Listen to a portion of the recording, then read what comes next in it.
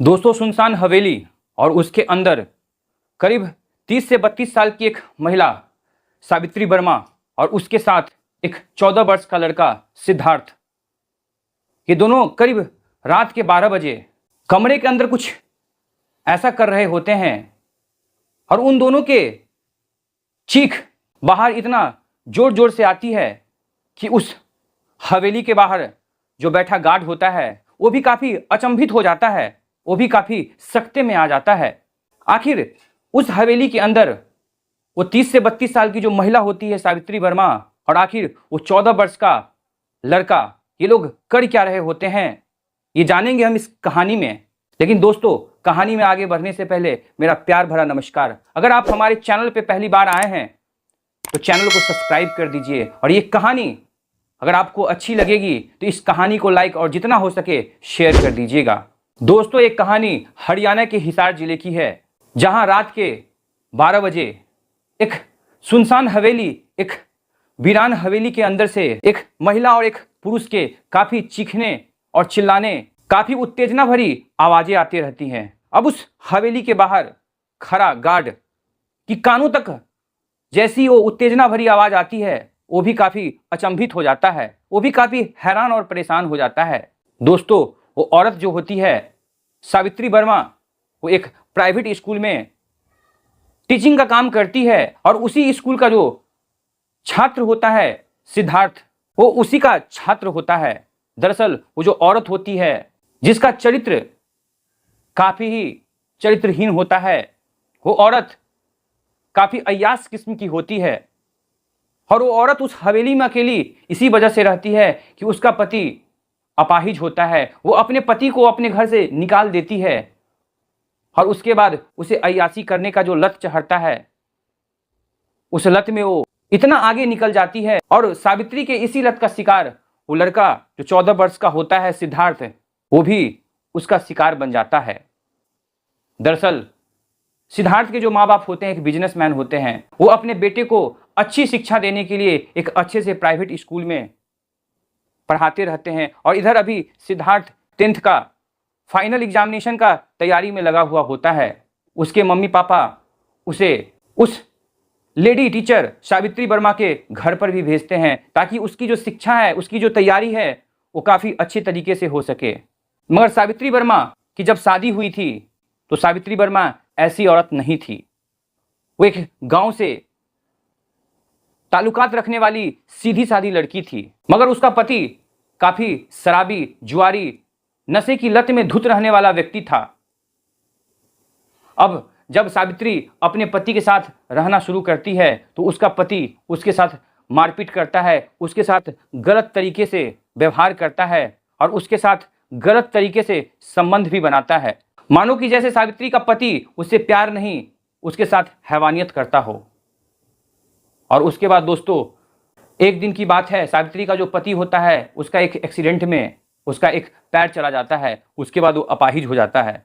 मगर उससे पहले सावित्री का पति सावित्री के साथ इतना अत्याचार कर चुका होता है कि सावित्री का दिल अपने पति से टूट चुका होता है, क्योंकि सावित्री का पति खुद तो सावित्री के साथ हैवानियत करता ही था, अपने दोस्त को भी लाकर नशे की हालात में उसके साथ जबरदस्त संबंध कायम करने को मजबूर करता था। अब उसकी पत्नी सावित्री न चाहते हुए भी अपने पति के मारपीट के डर से उसके दोस्त के साथ भी संबंध बनाने को मजबूर हो जाती थी। और दोस्तों, जिस वक्त सावित्री वर्मा अपने पति के दोस्त के साथ संबंध बनाती थी, उस वक्त उसका दोस्त उसके साथ वो हालात करता था, उसके साथ वो दरिंदगी करता था, वो हैवानियत करता था कि सावित्री जैसे तैसे इन दोनों को सहते आ रही थी, जैसे तैसे उनके बर्ताव को झेल रही थी। लेकिन जब सावित्री का पति अपाहिज हो जाता है तो सावित्री वर्मा अपने पति को घर से निकालकर, और इसी सब क्रम में सावित्री को नए नए मर्द का लत लग जाता है। अब उसकी जो जिज्ञासा है, उसकी जो इच्छाएं हैं, उसकी जो उत्तेजना है, वो नए नए मर्द के साथ मिलकर उसे वो बुझाने की कोशिश करने लगती है। अब वो भी नशे के एडिक्शन में चली जाती है और जैसे ही उसका पति रोड एक्सीडेंट में अपाहिज हो जाता है, वो अपने पति से अलग हो जाती है, अपने पति को अपने से बेदखल कर देती है और उसका पति का जो हवेली होता है उस पर वो खुद कब्जा कर लेती है। और इधर वो एक प्राइवेट स्कूल में पढ़ाना शुरू कर देती है। पढ़ाना तो उसका बहाना होता है, दरअसल वो चाहती है कि जितना मासूम से मासूम बच्चा मेरे हवस के चंगुल में आए, मेरा हवस का शिकार बन जाए, उतना मेरे लिए अच्छा है। उसका जो धारणा होता है, उसका जो प्रवृत्ति होता है, उसे जो उत्तेजना की चाहत, उत्तेजना की भूख मिटानी होती है, जिसकी वजह से वो न जाने कितने सारे स्टूडेंट के साथ संबंध बना डालती है। मगर ये मामला उजागर नहीं होता है, क्योंकि हर बच्चे को वो डराती है, धमकाती है, वो कहती है कि मैं तुम्हें फंसा दूंगी, कि तुमने मेरा इज्जत लूटने का कोशिश किया। अब कोई भी लड़का ये सब सुनते ही अपना मुंह बंद करके रह जाता था और वो बहुत सारे मासूम के साथ अपना जो हवस का भूख है वो मिटाने की जो उसकी प्रयास रहती है वो लगातार जारी रहती है। अब एक दिन की बात है, सावित्री वर्मा का नज़र सिद्धार्थ पे जाती है। सिद्धार्थ एक हैंडसम लड़का होता है, उसकी उम्र अभी महज 14 ही वर्ष होती है। वो अपने 10th के फाइनल एग्जामिनेशन का पूरे जोरों से तैयारी कर रहा होता है। तभी सावित्री वर्मा सिद्धार्थ से कहती है कि मैं तुम्हारे मम्मी पापा से बात करना चाहती हूँ। और उसके बाद वो सिद्धार्थ के मम्मी पापा से बात करती है और सिद्धार्थ के बारे में काफ़ी तारीफ करती है कि आपका लड़का एक दिन आगे चलकर बहुत बड़ा आदमी बनेगा, इसकी जो पढ़ाई में मन है वो बहुत अच्छी लगती है। मैं चाहती हूँ कि मैं इसे ट्यूशन दूँ, मैं इसे और फिर इसके प्रिपरेशन में मदद करूँ, जिसके लिए अगर आप बुरा ना माने तो आप सिद्धार्थ को मेरे घर पर भेज दिया कीजिएगा। मैं उसे 1 घंटे की ट्यूशन देना चाहती हूँ। और जिस बात पर सिद्धार्थ के माता पिता भी राजी हो जाते हैं। अब सिद्धार्थ सावित्री वर्मा के घर पर जाकर ट्यूशन पढ़ना शुरू कर देता है। इधर सावित्री वर्मा भी उसे ट्यूशन पढ़ाना शुरू कर देती है, मगर उसकी जो गंदी नज़र सिद्धार्थ पर पहले से रहती है अब उसी प्रयास में लग जाती है और सिद्धार्थ को रिझाने की कोशिश करने लगती है। सिद्धार्थ से पूछती है सावित्री वर्मा कि क्या तुम्हारी कोई गर्लफ्रेंड है कि नहीं, जिसमें सिद्धार्थ कहता है कि नहीं मैडम, मैं सिर्फ अपने पढ़ने पर ध्यान देता हूँ, मुझे इन सब बातों में कोई इंटरेस्ट नहीं है। तब सावित्री वर्मा उसे बहकाती है, उसे कहती है अब तुम जवान होते जा रहे हो, तुम्हें भी गर्लफ्रेंड रखनी चाहिए ताकि तुम अपनी गर्लफ्रेंड को बाइक पर पीछे बैठाकर उसे घुमा सको और तुम्हारी गर्लफ्रेंड उस दौरान तुम्हें पीछे से जकड़ के पकड़ेगी तो तुम्हें काफ़ी अच्छा फील होगा। जिस बात पर सिद्धार्थ कोई जवाब नहीं देता है अपनी मैडम को, लेकिन उसकी मैडम उसे लगातार बहलाना फुसलाना, उसे अपनी हवस की प्यास में झोंकना चाहती है। अब ऐसी सिलसिला कुछ दिनों तक चलता है। उसके बाद एक दिन सावित्री वर्मा सिद्धार्थ के गालों पर किस कर लेती है और सिद्धार्थ से कहती है कि तुम्हें बुरा तो नहीं लगा। सिद्धार्थ कुछ ज़्यादा रिएक्ट नहीं करता है। उसके बाद सावित्री वर्मा का मन और आगे बढ़ जाता है और सावित्री वर्मा अब इस बार सिद्धार्थ के होठों पर किस करने लगती है। जब इसका भी कोई सिद्धार्थ प्रतिक्रिया नहीं करता है तो सावित्री वर्मा उसे लॉन्ग किस करने लगती है और उसके बाद तो सावित्री वर्मा इतना आगे बढ़ जाती है कि उसके तन से एक एक कपड़ा नीचे उतारकर सिद्धार्थ के नहीं चाहने पर भी उसके साथ जबरदस्ती संबंध बना लेती है।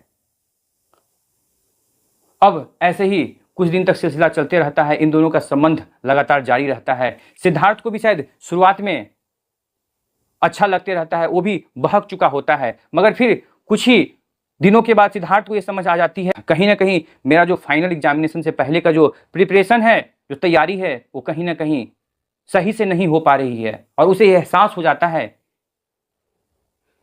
कि मैडम जो मेरे साथ कर रही है और जिस चीज़ के लिए मैं उनका साथ दे रहा हूँ ये चीज़ गलत है और जिसके कारण मेरा जो स्टडी है वो कहीं ना कहीं प्रभावित हो रही है। अब सिद्धार्थ इस बात को लेकर डिप्रेशन में चला जाता है और वो ट्यूशन जाने से मना कर देता है, जिस बात पर सिद्धार्थ के मम्मी पापा कहते हैं कि नहीं बेटा, ट्यूशन भी तुम्हारे लिए उतना ही ज़रूरी है जितना तुम क्लास ज्वाइन करके वहाँ अपनी पढ़ाई पर फोकस करते हो।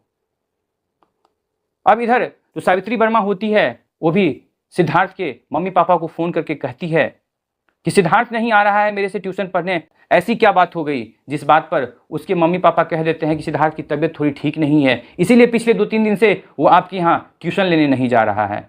और उसके बाद ज़बरदस्ती सिद्धार्थ के माता पिता सिद्धार्थ को सावित्री वर्मा के घर पर फिर से ट्यूशन के लिए भेज देते हैं और फिर से वही कृत्य होता है। फिर से सावित्री वर्मा उसे डराकर धमकाकर उसे ये एहसास दिलाते हुए कि अगर तुम मेरे साथ ज़बरदस्ती संबंध बनाने को तैयार नहीं होगे तो मैं तुम्हें फंसा दूंगी। मैं ये कह दूंगी कि जब तुम मेरे घर पर ट्यूशन पढ़ने आया करते थे तो मेरे पर तुम गंदी नज़र रखते थे, मेरे साथ तुम गलत करने की कोशिश करते थे, मेरा तुम इज्जत लेने की कोशिश करते थे। और ये जब कंप्लेन मैं पुलिस में कर दूंगी तो सोचो तुम्हारा क्या होगा, तुम्हारे माँ बाप का क्या होगा। और दोस्तों, सिद्धार्थ इसी बात से डर कर फिर उसके साथ गलत संबंध बनाने को मजबूर हो जाता है। अब सिद्धार्थ इस बात को लेकर काफ़ी डिप्रेशन में रहता है।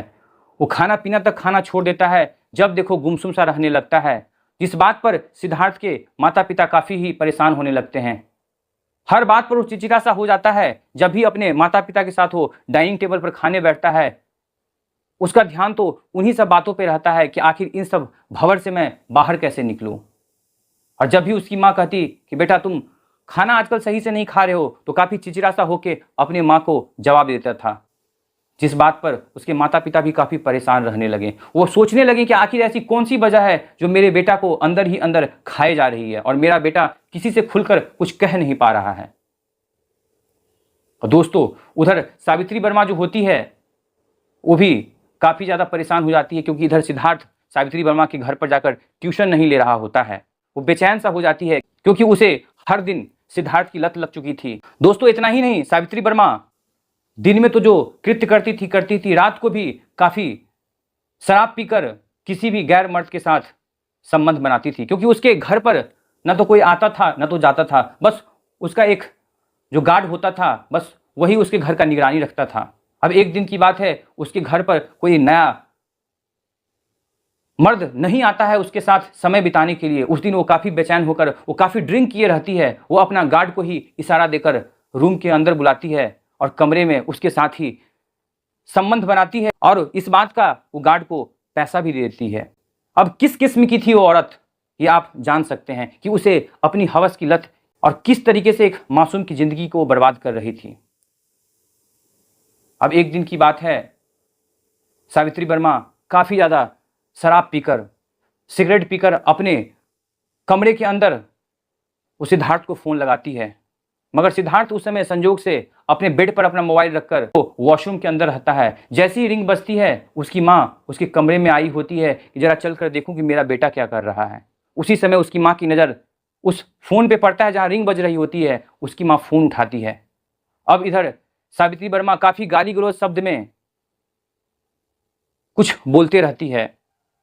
सावित्री वर्मा को तो लगता है कि फ़ोन तो सिद्धार्थ ही उठाएगा, लेकिन इधर सिद्धार्थ फ़ोन नहीं उठाकर उसकी माँ फ़ोन उठाती है, और जैसे ही अपशब्द बातें सावित्री वर्मा के मुंह से सुनती है, वो सावित्री वर्मा की आवाज़ को पहचान जाती है और उसे ये समझ आ जाती है कि मेरे बेटे की जो असली परेशानी की वजह है ये औरत है। वो ये जान जाती है कि मेरे बेटे को यही औरत मजबूर करके रखी है और मेरा बेटा इसीलिए घुटन में जी रहा है। अब इस बात को लेकर वो अपने पति से बात करती है, यानी सिद्धार्थ के पापा से बात करती है, और सिद्धार्थ के पापा और वो मिलके अगले ही दिन जाके पुलिस कंप्लेन करते हैं और उस स्कूल में भी जाकर स्कूल के प्रिंसिपल से कंप्लेन करते हैं।